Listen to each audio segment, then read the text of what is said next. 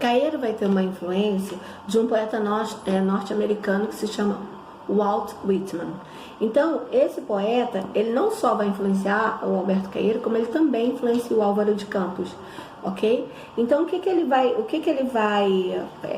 como que ele vai influenciar? Porque, na verdade, o autor havia sido lido por Fernando Pessoa, ok? E Fernando Pessoa teve um grande entusiasmo por ele, né? Então, ele vai trazer essa influência não para o ortônimo, mas sim para os heterônimos, né?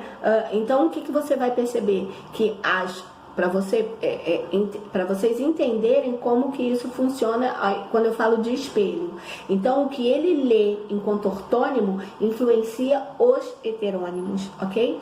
Mas não vai influenciar todos, mas influencia um ou outro heterônimo. Nesse caso, esse autor, ele vai influenciar o Álvaro de Campos e fortemente o Alberto Caeiro, né?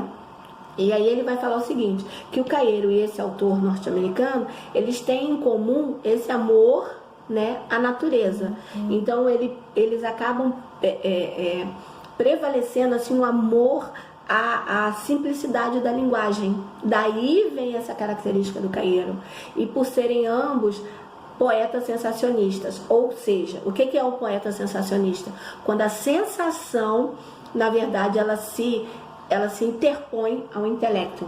Então, não é que seja mais importante, mas ela vai ser mais forte do que o intelecto. Tudo bem? Então, preste atenção nesse trecho desse poema. Não acredito em Deus, porque nunca o vi.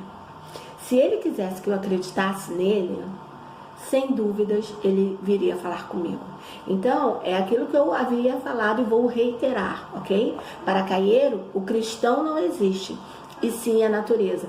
Por isso que ele tem uma visão filosófica. Por que essa visão filosófica? Porque a ideia é tirar o homem dessa influência e deixar a natureza como essa manifestação divina. Tudo bem? Então, daí sim a viver essa solidão reveladora. Acaba sendo uma solidão reveladora. Por que é uma solidão reveladora? Porque esse poeta, ele não vai vivenciar a influência do homem ali na natureza. É algo que é divino.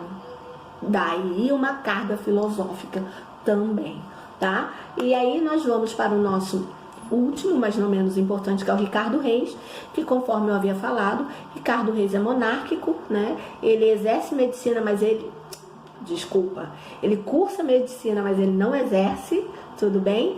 E ele tem aí uma forte influência dessa arte clássica, ok? Vou ler um trecho de uma ode, que é o que normalmente ele mais escreve. Então ele já começa assim, ó: acima da verdade estão os deuses. Nossa ciência é uma falhada cópia da certeza com que eles sabem o que há no universo. Então, o Reis, em contraposição a tanto Álvaro de Campos como Alberto Caeiro, vocês vão perceber que eles são bem diferentes entre si. Ricardo Reis, ele é alguém que vive em conformidade. Por que ele vive essa conformidade? Porque ele entende que nenhum desejo vale a pena, ok? Uma vez que essa escolha não está ao alcance do homem. Então, assim, independe do que o homem escolha viver ou não, isso está atribuído ao destino. Então, para que eu vou ficar investigando? Para que eu vou ficar questionando? Quando, na verdade, se eu aceito, ainda que seja com resignação, se eu aceito, eu tomo aquilo simplesmente como destino. Então, alguns leitores consideravam Ricardo Reis alguém calculista e frio. E isso ele tinha uma forte influência por conta até da medicina, ok? Porque alguns assuntos, para ele, eram extremamente frios. Por que frios? Porque ele era alheio a tudo que pudesse perturbar. E aí o que ele vai viver que é verdadeiramente humano, intenso e perturbante. Então, quando ele começa a querer viver isso, ele se isola, ok? Por que ele vai se isolar? Ele vai se isolar dentro dessa gaiola, que é uma gaiola própria, porque ali ele está protegido de qualquer envolvimento social, qualquer envolvimento moral ou até sentimental. Então ele não se permitia vivenciar algo o qual ele não estivesse fora do alcance dele, que tivesse fugido ao controle dele, que tivesse uma explicação ou que tivesse alguma atribuição ao destino. Bom, queridos, ficamos por aqui com a nossa aula revisional, né? Consultem o material que está na plataforma Geek e mais a nossa videoaula.